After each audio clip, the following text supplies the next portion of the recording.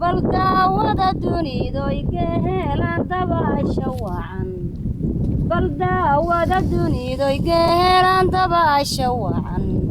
wa baldawada doogu siduu dacalada uga yaal dhanaad u daydaba dalkeenaad ku diirsataa dalxiisna uma baahna ruuxu ilaah dejaa wa maqaankay doobiriyo daarood kuwa qalgaleen iyagoo dad isjeceela meeshay dakayn jireen durriyadaad aragtay meeshay ku daadahsheen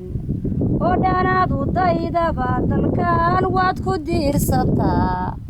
dalxiisna uma baahna ruuxu ilaah dejaa aad iyo aad ayaad u mahadsan tahay tixdaas buraamburkaay waxay ahayd tix hadda ku soo dhacday abwaanada oo nala socota oo dalxiiska iyo quruxda daawashada quruxda daawo dalkaaga ka qayb galaysay waxay ku soo dhacday markay aragtay geela dabaalanaya ayay tixdaas ku soo dhacday waxaan u malayn doonaa dad badan oo iyaga laftigoodu daawada geela kan dabaalanaya oo aan dabaasha iyo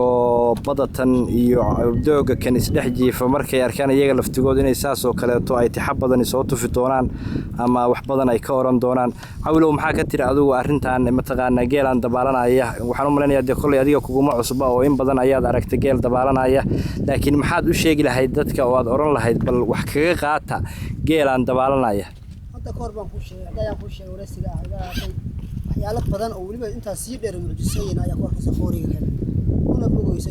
niyadaadana mar walba usoo iloobayso waxaan oran lahaa saan iyo si kasii dara baan haynaa wadankiina dalkiina kaaliya maalgashada imaada kasoo qayb gala waxa wada dalxiis u imaada kusoo dhawaanayna gacmo furma kusoo dhawaana walaalahay wixii imanaya soo arrin aad iyo aad mataqaana dadka indhahooda u soo jiidanaysa maaha bal wax kale taba iska daay dadku maanta inay arkayaanin amniga iyo nabadgelyada taalo meesha in geeli xataa uu jimicsanayo oo badda dabaalanayo oo ku faraxsan yahay oo raamsanayo oo uusan waxba sas qabin oo uusan baqdin qabin oo uusan cabsi qabin oo dadkuna ay maanta indhahooda ku daawanayaanin halkan waxa ila taagan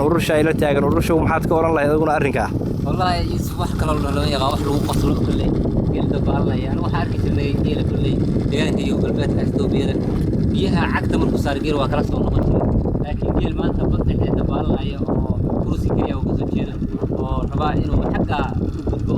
soo cuna maxaan ku dhahaa dhirka wax xagga ka taala wax la yaabo way wax lagu qoslo la yaabo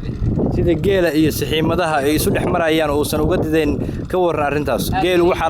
laga yaabaa biriga jooga markay gaariga guuxiisa maqlaan ama mishin baxaya ay maqlaan inay didaan oo ay cararaan laakiin kuwa kan waad aragtaa saxiimadii iyo geeli ayaa is dhinac maraya oo aysan wax cabsiya iyo wax baqdin aysan ku kala jirin oo saa isu dhinac maraya marka maxaad arrintaa iyada laftigeeda aad oran lahayd way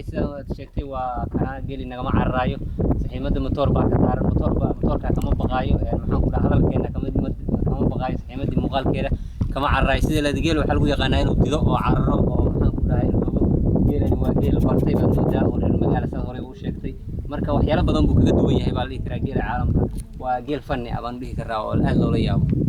ما شاء الله ووحي عندها عالم كسو جيدنا يا عادي يا ما عاول قدر لك يسوون والله الله يا لو ما تركينا قلب جوجتا ما ددك ما رتي والله اسكت wax kale hada daraska la oo sida mas'ala qandala iyo daraska hada arka wax laga yaabo waxyaalo la yaab leh ku tahay mucjisa laakiin mucjisadu ma maalin walba har yahay waa arkayna geelu inta waxa la waa xaaqo waa bareeda haddu waa isku mid geelu jooga geelu waa laba baarto geelu miyi geelu baartay magaalada ku geelu baartay waa kala dhaqankiis geelaan muxuu cunaa cawlow cunta ahaan muxuu cunaa ma cunaa kalluunka ma cunaa caydiga muxuu cunaa waa cunaa sadiyo cawska arkaysa iyo cawska geelaha arkaysa shawrada tirta waa cunaa oo tirta oo baxda waa cunaa kalluunka caydiga wala caydiga aad baa lagu soo jilaabaa ما شاء الله wax cajiib waa wax aad iyo aad u qurux badan waa wax lala yaabo oo indha badan soo jiidan doona sababina doona inay dad badan ay ku soo dhiiradaan inay yimaadaan deegaankooda oo ay arkaan quruxda tan ay arkaan wanaagga kan dadka wadamadaas galbeedka reer galbeedka jooga waxay leeyihiin waxa weeye wadanku waxay ka aaminsan yihiin inuu yahay wadan baabay amni darro haysato la isku dilo la isku cuno marka xayawaankii baad u jeedaan sidoo ugu qanacsan yahay dalka ugu qanacsan yahay oo u damaashaadayo oo u dabaalanayo oo cabsi iyo walwal iyo baqdin midna toonna uusan u qabin qabin waad u jeedaan xataa naf ahaan xooluhu sida ay yihiin oo ay u muuqdaanin waa xoolo barwaaqaysan oo wax dhiba ay aan qabin deegaamadan xoolaha ku nool ama geela ku nool waxa weeye abaartu sida badan ma qabato waayo waxay ka daaqaanin oo cunto u ah dhirtaan ilaahay meesha ugu beeray ee la yiraahdo shawrada waa geed abaareed geed u baahan in roob da'o iyo in abaari dhacdo midna toona maahan abaar iyo aaranba geelaasu sidaasay u qurux badan yihiin sidaasay u damaashaadayaan sidaasay mataqaanaa u qanacsan yihiin maxaad oran lahayd adigu runay maxaad oran lahayd horaan uga hadlay anigu wadanka quruxdiisa hadda ma soo koobi karo hadda ka hor baan ka hadlay waxaan wadan barwaaqaayo xoolo ku badan yihiin oo biyuhu burqadaan oo timirtii ku beeran tahay وبيو يميدي ربيقين بروغ ليدي ونبض إلهين كباه شو خلقي قوبو إله باب غوري ضلب الله رمبان دقنا مانتانا عالنكين واكا عصير لبحي يقول شوي صبوغ ذا ودنكي نباح دلي ما شاء الله ما شاء الله هذه هذا يوم مع سنتين دمانتين تيم كان ku jira inay barnaamijkan ka qayb qaataan ee la yiraahdo baradalkaaga